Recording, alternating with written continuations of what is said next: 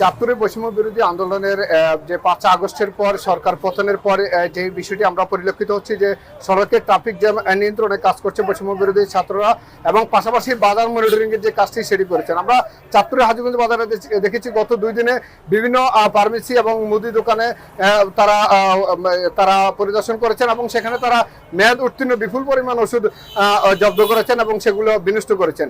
এছাড়াও ট্রাফিকে যে হাজীগঞ্জ শহর জানেন যে এখানে চাঁদপুর, কুমিল্লা এবং নোয়াখালী, লক্ষ্মীপুর, ঢাকার যে মধ্যবর্তী স্থানে যে হাজীগঞ্জ বাজার সেখানে যে ট্রাফিক জ্যামের বিষয়টি সেটি তারা চলমান রেখেছেন, জ্যাম নিয়ন্ত্রণ করেছেন। তার মধ্যে আমরা আজকে কথা বলবো একজন যে বৈষম্য ছাত্র আন্দোলনের যে একজন প্রথম সারির যে ট্রাফিক নিয়ন্ত্রণটা কিভাবে করেছেন আমরা প্রথমে তার কাছ থেকে জানবো, তারপর জানবো আমরা যে ফার্মেসিগুলোতে কি কি মেয়াদ উত্তীর্ণ ওষুধ পেয়েছেন। আপনারা কি ধরনের ট্রাফিক জ্যামটা কিভাবে নিয়ন্ত্রণ করেছেন? আমরা হাজীগঞ্জের কলেজগুলো থেকে শিক্ষার্থীরা 70 থেকে 80 জনের মতো আমরা হাজীগঞ্জের বাজারে ট্রাফিকগুলো নিয়ন্ত্রণ করতেছি বিভিন্ন শিফটে। ধরেন 3 শিফটে আমরা সকল শিক্ষার্থীরা হাজীগঞ্জ বাজারে ট্রাফিকগুলো সুশৃঙ্খলভাবে নিয়ন্ত্রণ করতেছি। কোনো যানজটের সৃষ্টি হইতেছে না, সুশৃঙ্খলভাবে সবাই সুন্দরভাবে যাতায়াত করতে পারতেছে।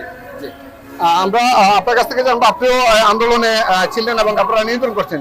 গত 2 দিনে কি পরিমাণ মেয়াদ উত্তীর্ণ ওষুধ ফার্মেসি কোথা থেকে কি পরিমাণ পেলেন?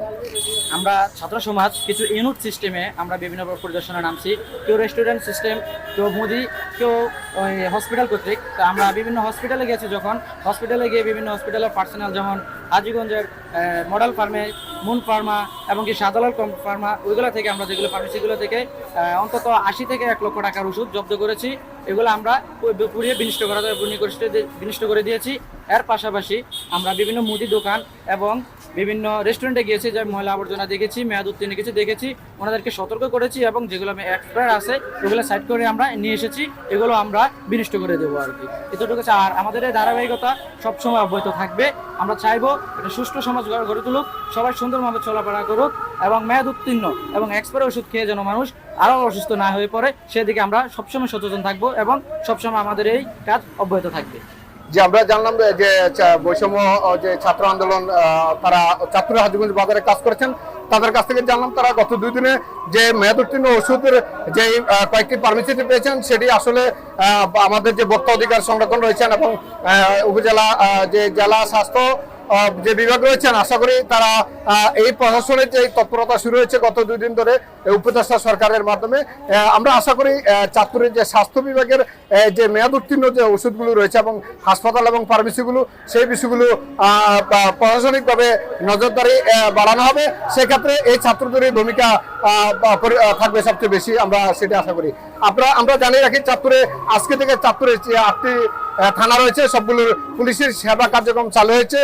সবগুলোতেই আমরা জানি যে সেনাবাহিনীর মাধ্যমে এই থানাগুলো চালু করা হয়েছে এবং এই সেনাবাহিনীর মাধ্যমে এবং পুলিশের মাধ্যমে যে যে এলাকা ক্ষতিগ্রস্ত হয়েছে এবং সেই তালিকাগুলো করা হচ্ছে বলে আমরা জানতে পেরেছি।